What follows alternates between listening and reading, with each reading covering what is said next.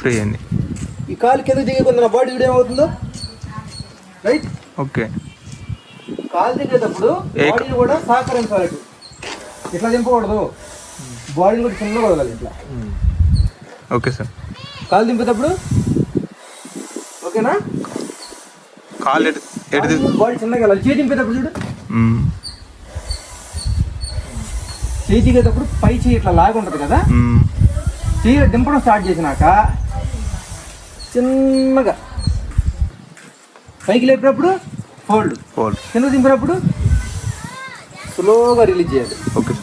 కింద కాళ్ళని స్లోగా ఫోల్డ్ చేయాలి, పై లెగ్ని స్లోగా ఇలా వెనక్కి అనాలి. ఇదంతా ఒకేసారి చేయగలిగితే పోలు ఎక్కడం చాలా సులువు. ఓకేనా? పోలు ఎక్కేటప్పుడు మనం చేసే పెద్ద మిస్టేక్ ఏంటి, body left and right movement ఇవ్వకపోవడం ఒకటి. మరి బాడీ దగ్గరికి రావట్లేదు అంటే ప్రాబ్లం ఏంది, పై లెగ్ మిస్టేక్ అర్థమైందా? మరి బాడీ హ్యాండ్ బాగా పైకి వెళ్ళాలంటే మీరు చేసే మిస్టేక్ ఏంది, హ్యాండ్ బాగా పైకి వెళ్ళాలంటే చెయ్యి పైకి వెళ్ళట్లేదు కదా, ఎందుకు వెళ్ళట్లేదు? కింద కాళ్ళని ఏం చేయాలి, ఫోల్డ్ చేయాలి, ప్రెజర్ ఇవ్వాలి. కింద కాళ్ళని ప్రెజర్ ఇవ్వాలి, హ్యాండ్ని దగ్గర పైన ఉన్న హ్యాండ్ని లాగాలి, కింద కాలు ప్రెజర్ ఇవ్వాలి, పై లెగ్ సహకరించేలాగా ఇలా హ్యాండ్ ఇలా లేపేటప్పుడు పై లెగ్ ఏం చేయాలి, దగ్గరికి వెళ్ళనివ్వాలి. మన బాడీని దగ్గరికి వెళ్ళనివ్వాలి. దగ్గరికి వెళ్ళాలంటే పై లెగ్ ఏం చేయాలి, ఫోల్డ్ చేయాలి, కింద లెగ్ని స్ట్రైట్ చేయాలి, పై హ్యాండ్ని దగ్గరికి లాక్కోవాలి.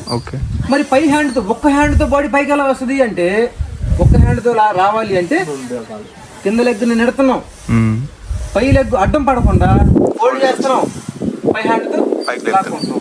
ఈ మూడు ఎట్ ఎ టైం చేస్తే సింగిల్ లెగ్తో కాదు, సింగిల్ ఫింగర్తో కూడా బాడీ ముందుకు లాగవచ్చు, 2 ఫింగర్స్తో కూడా లాగవచ్చు. చూస్తారా? ఓకేనా? రైట్, చూడు ఎన్ని ఫింగర్స్, ఓకేనా? మొత్తం పట్టుకుంటే నీ గ్రిప్పు. మరి ఇదిగో ఈ లాస్ట్లో ఉన్న ఈ ఫింగర్స్తోనే ఈ బొట్టనలు కూడా పెట్టుకోకుండా నా బాడీ పైకి వెళ్తుంది, కిందకు వస్తుంది. How is it possible? అన్నీ ఒకేసారి వాడినప్పుడు ఒక్కొక్క పార్ట్ మీద ప్రెజర్ తగ్గిద్ది. ఒకే భాగం మీద నువ్వు లోడ్ ఇస్తావు, లాగుతాం, కానీ పై కాలేమో బాడీ ముందుకు వెళ్ళడానికి ఫోల్డ్ చేయము, కింద ఉన్న కాల్ని ప్రెజర్ చేయము, పైన ఉన్న హ్యాండ్స్ని దగ్గర లాగు. ఏదైనా ఒకదాని మీద ప్రెజర్ ఎట్లా బాడీ ముందుకు